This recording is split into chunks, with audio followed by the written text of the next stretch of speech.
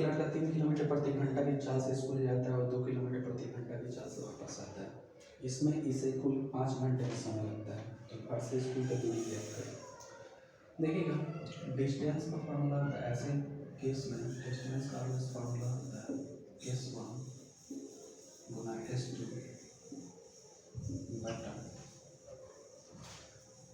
S1 plus का S2 गुना total time.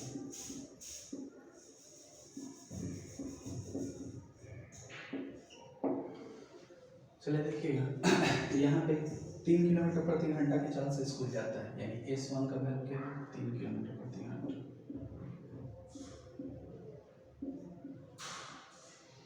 S2 का value क्या है, कितने की चाल से वापस आता है 2 किलोमीटर प्रति घंटा की चाल से वापस आता है। ठीक है, और टोटल टाइम कितना लगा है उसको, टोटल टाइम 5 घंटे का समय लगा है। बहुत ही सरल प्रश्न है, देखिए गौर से।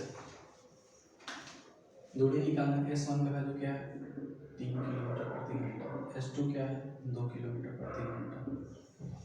टोटल S1 प्लस S2 क्या है 3 2 5, और टोटल समय इसको कितना लगता है 5 घंटा। 5 से 5 कैंसिल आउट हो जाएगा, 3 में कितना होगा 6 किलोमीटर, यानी घर से लेकर स्कूल तक का दूरी कितना है 6 किलोमीटर।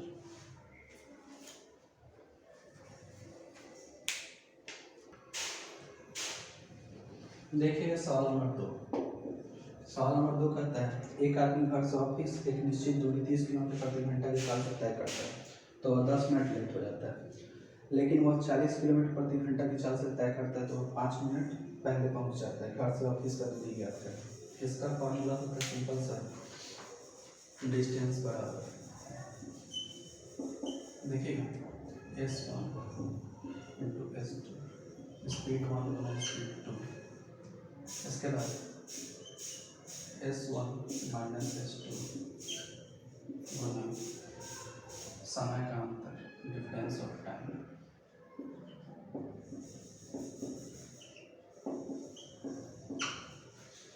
चलिए देखिए गौर से, S1 इस क्वेश्चन के अकॉर्डिंग क्या है 30 किलोमीटर प्रति घंटा। S1 का जो वैल्यू दिया हुआ 30 किलोमीटर प्रति घंटा। S2 जो है आपका, S2 क्वेश्चन के अकॉर्डिंग है 40 किलोमीटर प्रति घंटा।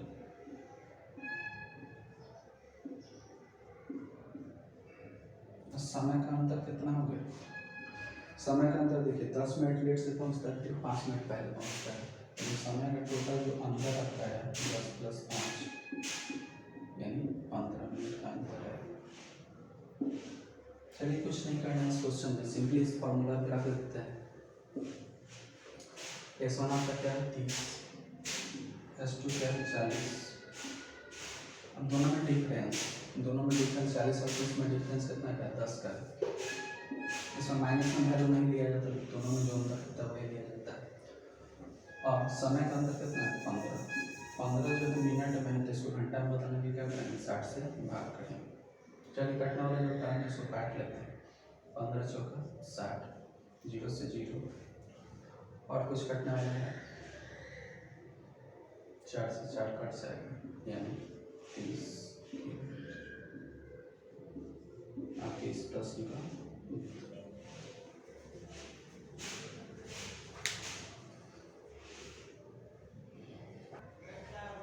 चलिए देखिए क्वेश्चन नंबर 3। सवाल नंबर 3 कहता है ए बी किसी काम को क्रम से 10 दिन और 12 दिन में कर सकते हैं। ए बी ने 7 महीने काम करना शुरू किया और 3 दिन बाद ए ने काम करना छोड़ दिया। काम पूरा होने में कुल कितना समय लगा।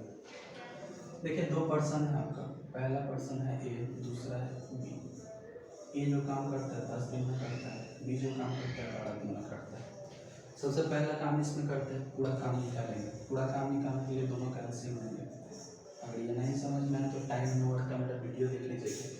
ठीक, 10 12 का एलसीएम लेंगे 60 हो जाएगा। 10 के टेबल में 60 कितना बार बनता है 6 बार, 12 के टेबल में 5 बार। ठीक है, यानी ए का जो काम करने का स्पीड होगा 6 यूनिट पर डे, बी के काम करने का स्पीड जो होगा 5 यूनिट पर डे। अब क्वेश्चन में आगे कहता है ए और बी ने साथ मिलकर काम करना शुरू किया और 3 दिन बाद ए ने काम छोड़ दिया। यानी ए और बी तो 3 दिन काम किया और दोनों साथ मिलकर। ए बी ने क्या किया, 3 दिनों तक साथ में काम किया। चलिए देखिए, ए का स्पीड क्या है 6 यूनिट पर डे, बी का स्पीड क्या है 5 यूनिट पर डे। दोनों लोग मिलकर कितना काम किया, 3 दिन तक काम किया। 6 5 हो गई 11, 3 से मल्टीप्लाई करने में, ठीक है 33, यानी आपका 33 यूनिट काम जो है कंप्लीट हो गया। टोटल काम आपका कितना था 60 यूनिट, 60 यूनिट में कितना कंप्लीट हो गया 33 यूनिट। काम बचा कितना लेस कर लेंगे, 60 में से 33 का टाइम कितना है 27। अभी जो 27 यूनिट काम है, काम को ए ने करना छोड़ दिया, ए ने छोड़ दिया। 27 यूनिट काम किसने किया, बी ने किया, ठीक है। 27 यूनिट आपका काम था। बी का स्पीड क्या है 5 यूनिट पर डे, 5 के हिसाब से काम करता है।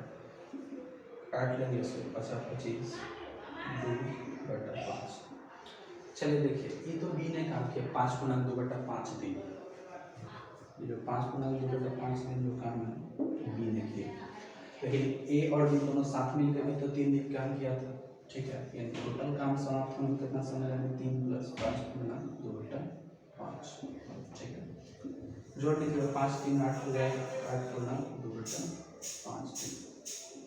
यानी काम को खत्म होने में कितना समय लगा, 8 गुना 2/5 दिन। देखिए सवाल नंबर 4, सवाल नंबर 4 है आपका। 4 आदमी किसी काम को 6 दिन में कर सकते हैं, जबकि 3 औरतें उसी काम को 16 दिन में कर सकती हैं। ज्ञात करो कि एक आदमी और 2 औरत जो है इस काम को कितने देर में करेंगे, दिन में करेंगे, ठीक है। तो इसका एक सिंपल सा फॉर्मूला होता है। मान लीजिए अगर हमको टोटल वर्क निकालना है, कुल काम निकालने के लिए फॉर्मूला होता है मैन या वुमेन इनटू टाइम, मतलब कितना समय लगता है, आदमी या औरत गुना समय, ठीक है।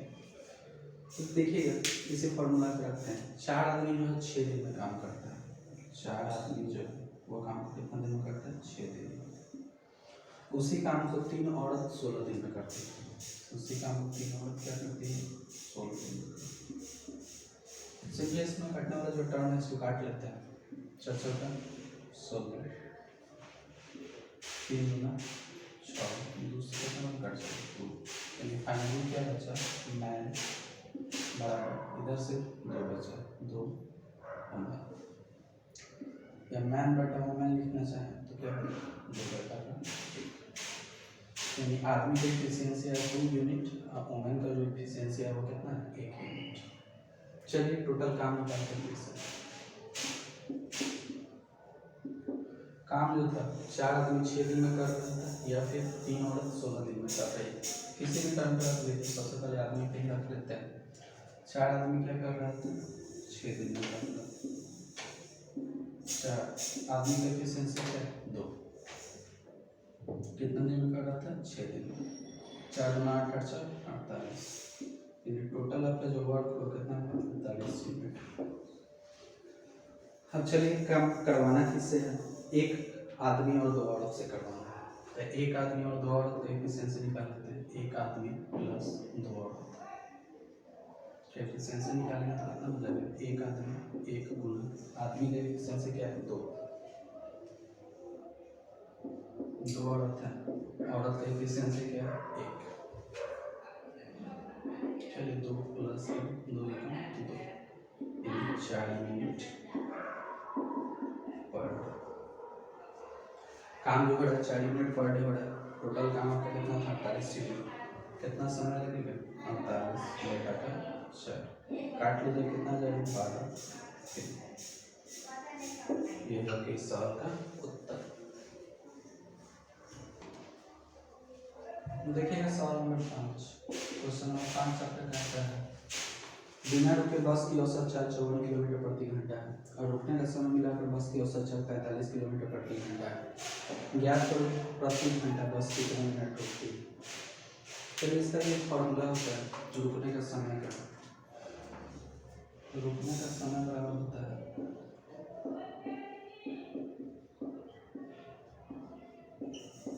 रुकने का समय बराबर होता है फॉर्मूला तेज गति माइनस सॉरी रुकने का समय बराबर फॉर्मूला होता है तेज गति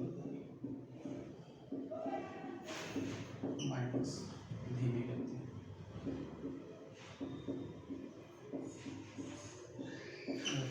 बटा तेज गति गुना 60 मिनट प्रति घंटा।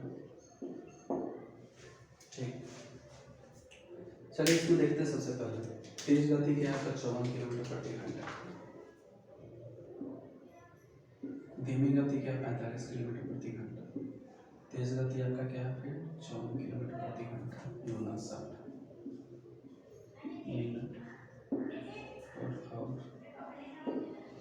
चलिए इसको सिंपली कैलकुलेट कर लेते हैं। 54 में से 45 घटाएंगे तो 9 बचेगा बटा 54 गुना 60 मिनट पर आवर।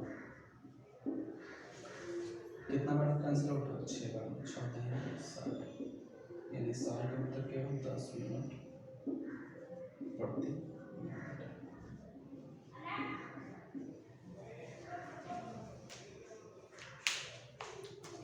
सवाल नंबर 6 आपका कहता है अगर किसी संख्या का 11.1/9% इसी संख्या में जोड़ दिया जाए तो 900 बनता है। वास्तविक संख्या ज्ञात करें। 11.1/9%। 11.1/9% को अगर हम तोड़ें तो कितना आता है? 1/9। नीचे वाला जो आपका होता है वास्तविक संख्या होता है, ऊपर वाला जो होता है कमी या वृद्धि होता है। ठीक है, इसको लिख लीजिएगा। यानी 9 यूनिट में आप क्या करते हैं? 1 यूनिट जोड़ देते हैं तो संख्या क्या बन जाता है? 900 बन जाता है। यानी 10 यूनिट का वैल्यू आपके क्वेश्चन के अकॉर्डिंग कितना दिया हुआ है? 900। तो 1 यूनिट का वैल्यू कितना हो जाएगा? 900 बटा 10 कट जाएगा कितना? 12।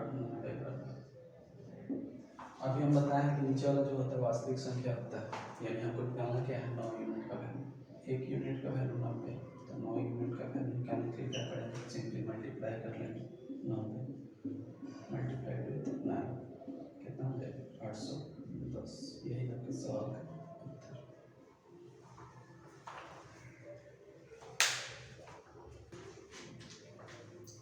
देखिएगा सवाल नंबर 7।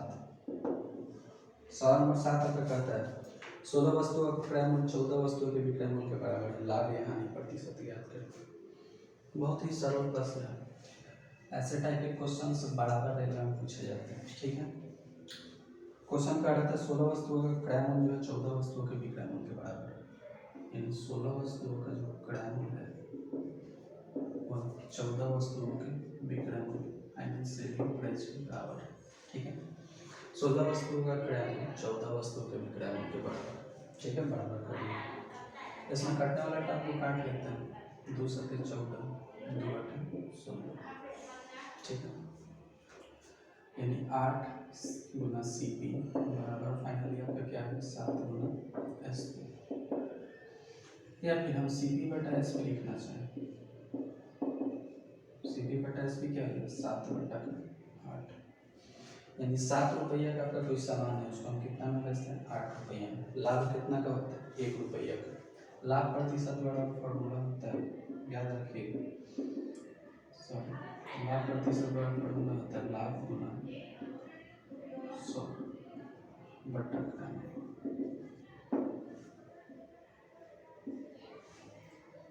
लाभ। इसका फिर कितना का होगा? 1 रुपया का लाभ। 7 रुपया का सामान है, 8 में बेचे 1 रुपये का लाभ गुना 100 बटा क्रय कितना? 7। 100 बटा 7 हो जाएगा। 100 बटा 7 को 14 से 98, 14 गुना 2 बटा 7 प्रतिशत आंसर।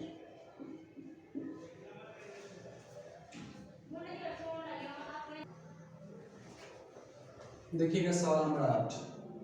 सवाल नंबर 8 आपका कहता है एक दुकानदार अंकित मूल्य पर 25% बट्टा देता है और 30% लाभ कमाता है। अगर उसका लाभ 90 रुपया हो तो बट्टा ज्ञात करें।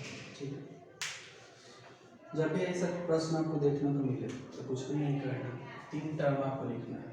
पहला CP, दूसरा SP और तीसरा MP। ठीक है, अब कह रहा है कि अंकित मूल्य पर 25% बट्टा देता है।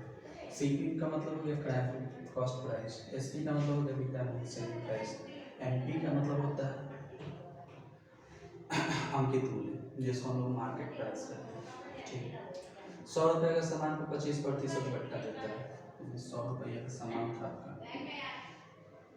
इस पर 25% का बट्टा दिया, नीचे कितना है 75 रुपये। ठीक है, और फिर कहते हैं 30% का लाभ कमाता है। ये सामान आपका 100 रुपये में खरीद के लाए थे, उस पर 30% का लाभ कमाए, यानी बचेंगे 130। चलिए देखिएगा, इसमें जो कटने वाला टर्म होता है उसको काट लेते हैं सिंपली। 25 के 75, 25 चौका 100। इसमें कुछ कटने वाला है, हाँ 0 से 0 कैंसिल आउट हो जाएगा। अब देखिएगा यहाँ पे SP जो आपका 3 है और यहाँ पे 13 है, दोनों को हम बराबर करेंगे। तो बराबर करने के लिए क्या करेंगे, 13 और 3 कैल्शियम लेंगे तो कितना आ जाएगा 39, यानी इसको हमको 39 कैसे ही बना लेना है। तो फर्स्ट वाले टर्म को अगर हम 13 से गुना कर दें तो आपका SP जो होगा 39 हो जाएगा, और सेकंड वाले टर्म जो है इसमें क्या करें 3 से गुना कर देते तो ये भी 39 हो जाएगा। ठीक, यानी फाइनली आपका बचा CP जो है कितना हो जाएगा, 10 में 3 से गुना करेंगे कितना हो जाएगा 30। SP जो होगा 3 में 13 से गुना करेंगे क्या होगा 39। ठीक है, और फिर MP जो होगा 4 में 13 से गुना करेंगे क्या होगा 12। अब देखिए क्वेश्चन के अकॉर्डिंग कह रहा है कि लाभ जो है 90 रुपया, तो लाभ कैसे निकलता है, विक्रय मूल्य से क्रय मूल्य घटा लेते हैं, विक्रय मूल्य से क्रय मूल्य घटा लेंगे तो आपका लाभ निकलता है। यानी 39 रुपया का सामान, सॉरी 30 रुपये का सामान 39 रुपया में बेचे तो लाभ कितना का 9 का। यही ना 9 यूनिट का वैल्यू आपका क्या हो 90 रुपया के बराबर दिया हुआ क्वेश्चन के अकॉर्डिंग। 9 यूनिट का जो वैल्यू है किसके बराबर है 90 रुपया का। ठीक है, तो 1 यूनिट का वैल्यू आपका किसके बराबर हो जाएगा, यूनिटरी मेथड लगा देंगे, 90 बेटा का 9 कितना में कट जाएगा 10 बार। तो आपको निकालना क्या है, पूछा गया था कि बट्टा ज्ञात करें, बट्टा आपको रुपया में निकालना है। तो 52 रुपये प्रिंट था, 39 रुपये यहाँ बेचे, तो बट्टा कितना यूनिट का दिए 13 यूनिट का बट्टा दिए।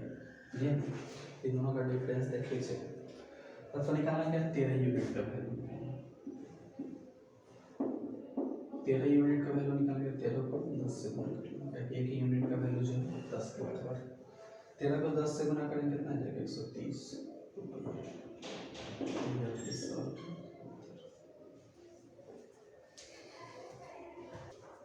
प्रश्न संख्या 9 है आपका, कह रहा है 12, 16 और 18 का चतुर्थ अनुपाती निकालना।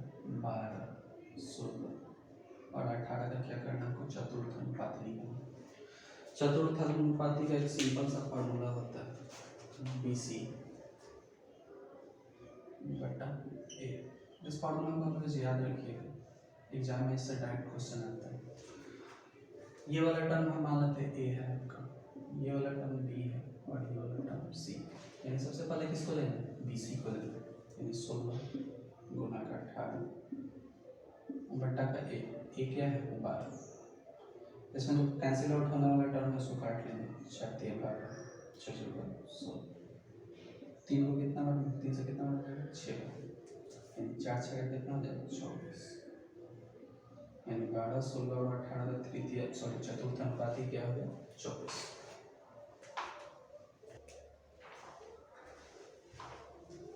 देखिएगा सवाल नंबर 10। सवाल नंबर 10 आपका कहता है 225 रुपये का धन 2 वर्ष में 256 रुपया होता है। 225 रुपया का धन है, ये 2 वर्षों में क्या हो जाता है 256 रुपया हो जाता है। ठीक है, जब भी 2 वर्ष का बात करेंगे इसको रूट अंडर में ले लीजिए। ठीक है, इसको रूट अंडर से बाहर निकालेंगे, 15 का स्क्वायर होता है 225, 16 का स्क्वायर होता है 256। चलिए देखिएगा दोनों में अंतर कितना का +9 का। ठीक है।